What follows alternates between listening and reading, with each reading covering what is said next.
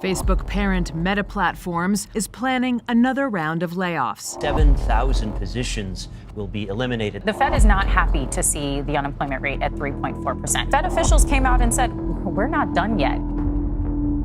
What's up, you guys? It's Graham here. So you want to hear something unbelievable? There have been more tech layoffs in just the last few months than the entirety of the 2020 pandemic. More than 100,000 people lost their job in January alone, and these numbers are only expected to get worse with more layoff announcements happening every single day. And the worrying part is that this is not just related to tech, with Bank of America warning that the United States will begin losing 175,000 jobs per month starting now. That's why we really have to talk about which employees are most likely to be affected throughout 2023, why the historically low unemployment rate could actually be wrong, and what you could do about this to make sure you're in the best position possible to stay employed and make money on this episode of Even the Ocean is Feeling the Impact of the Federal Reserve. Although before we start, if you're ever interested in hearing about these topics in more depth than I can include in a YouTube video, feel free to include yourself on my newsletter in the pinned comment to the video. It's totally free, and I'm usually able to go into a lot more detail there than I can here. Or you could subscribe so I could keep you updated on the market 3 times a week. So thank you so much, and now with that said, let's begin. Alright, now first of all, what many people don't understand is that the unemployment rate doesn't just tell us how many people are without a job. Instead, it serves as an indicator for almost everything, from stock prices, inflation, economic growth, and even how much money you're likely to make over the next 10 years, which we'll cover shortly. But this is where things get interesting. The unemployment rate was originally introduced in 1930 and simply measured people who are out of work, able to work and searching for a job, or those who are out of work though not yet searching for a new job. However, there was a problem, because they didn't measure people who were working part-time but desired more work, which left out a huge portion of the economy that was barely making enough to survive. Because of that, the survey expanded more to increase its accuracy, and as you could see throughout each decade, more and more detail and nuances included to measure exactly how and why people are no longer working. Which brings us to today. As of now, being unemployed is defined as those who do not have a job, have actively looked for work in the prior 4 weeks, and are available to work, which, as you would expect, leaves a lot of situations out there that are excluded, including part-time work, sickness, retirement, and more. So because of that, the unemployment rate is calculated way differently than you would expect, and in a way, it's kind of wrong. To start, I'd like to thank Patrick Bet-David for bringing these points to my attention. I'll link to his full video down below in the description for anyone who wants to hear his thoughts. But as far as how the unemployment rate is calculated, there are 6 numbers to look at. First, we have U1, which calculates how many people have been unemployed for 15 weeks or longer. From there, you have U2, which is not the band, that counts people who have completed temporary work or recently lost their jobs. And then you have the employment number that we all know and hear about, U3, which is the total amount unemployed as a percentage of the civilian workforce. However, the problem is that this figure does not take into account other situations where the person might be working part-time but wants full-time work, or those who are no longer looking because the opportunity isn't available. That's why they've created U4, which includes the previous 3 and those who have given up or have not looked for jobs in the last 4 weeks. You also have U5, which includes everything above and those who are marginally attached, which are those not in the labor force but who want to work and have looked for jobs in the last 12 months but are not counted because they haven't looked for jobs in the last 4 weeks. And finally, you have U6, which includes everything that we've just talked about so far, plus part-time or underemployed workers who want to work full-time but can't because of economic reasons. Because of that, many economists believe that the U6 unemployment rate is actually a much more accurate reflection of our economy, since it includes a broader range of people and situations. And when you begin to consider that number, the true unemployment rate of our economy is closer to 7.3% than the headline 3.4% that many people tend to believe. So why are rising layoffs becoming more and more common, and is this something to actually worry about? Well, for the most part, the unemployment rate affects literally everybody, including you. Yes, talking about you right now. If you don't believe me, it all starts here. It might sound common sense, but the more people who are unemployed, the less disposable income and spending power they have, and as a result,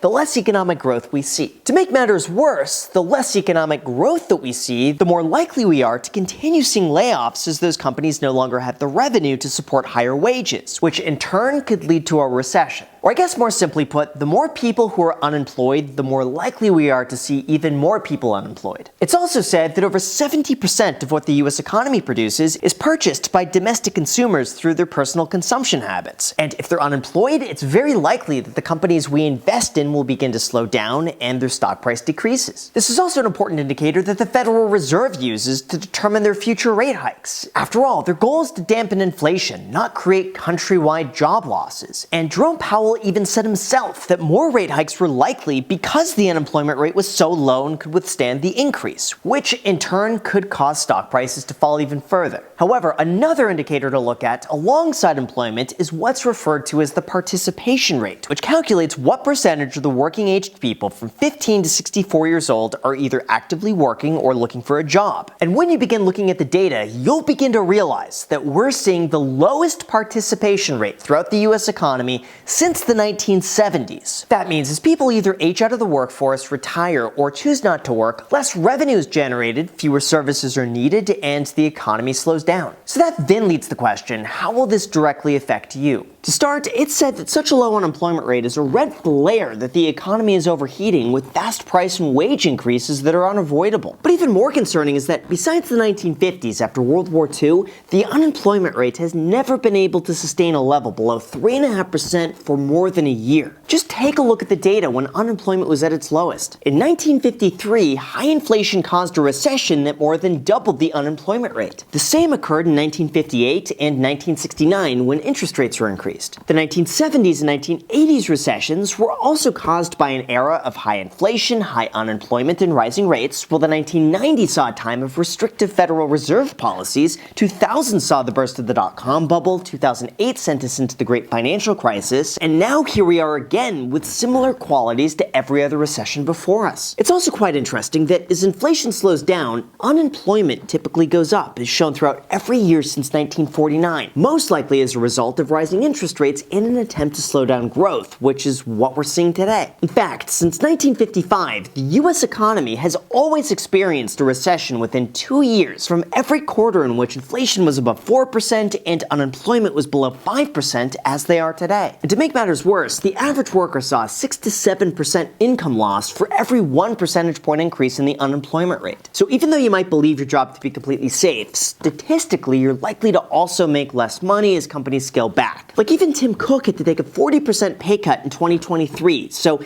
now he's only going to make $49 million this year. And if that's not discouraging enough, it's also said that the current slowdown means that many workers will have to accept lower quality jobs, often at very low pay, sometimes with insufficient hours. So that then leads to the question, why is this happening? How do you best protect yourself? And which industries are seeing the biggest declines? Well, on the surface it said that multiple companies have blamed overly optimistic projections, while others said that treating pandemic-level habits as permanent acceleration had led them astray. Or in other words, they hired too much when interest rates were low and they had to scale back when the endless money printer stopped. And stop they have. Every single day, hundreds or sometimes even thousands of people are being laid off across industries. But some like Goldman Sachs believe that the recent round of corporate layoffs is a ripple, not a wave, even though they've started their largest round of layoffs since the Great Financial Crisis. But rest assured, they said that this was merely a response to early signs of weak demand that are likely to appear elsewhere. They also reiterate that not every layoff translates into a lasting increase in unemployment because most workers find new jobs, while ARK Invest Cathie Wood says that artificial intelligence is actually leading to more productivity, with companies like Amazon being able to automate their infrastructure while they add thousands of robots a day. So in terms of what you could actually do about this, here's what I think. From a business perspective, this seems to be the time where many companies are trimming the fat, optimizing their workforce, adjusting to new conditions, and making sure they're in the best position possible to make a profit. And unfortunately, that comes at the expense of workers. For shareholders, though, all of this seems to be celebrated because at the end of the day, it means a boost to the company's bottom line, and that means their share price increases. But for their employees, it seems to be a survival of the fittest mentality where only the top talent is retained and probably under tough tougher conditions. In a way, this is how the Federal Reserve is able to tame inflation, and with less money chasing a higher supply of goods, prices will decrease. This also explains why unemployment is always so low at the peak of the market, with loose monetary policy that allows businesses to overexpand. And then as soon as that reverses, unemployment begins going back up. As far as what you could do about all of this, my honest advice is to make yourself as indispensable as possible. Now is absolutely not a time to be complacent, fly under the radar, and hope they don't notice you watching YouTube videos. Even though that might work temporarily, if and when we see a downturn, that job could be at risk, and you would have been much better off making yourself so good at what you do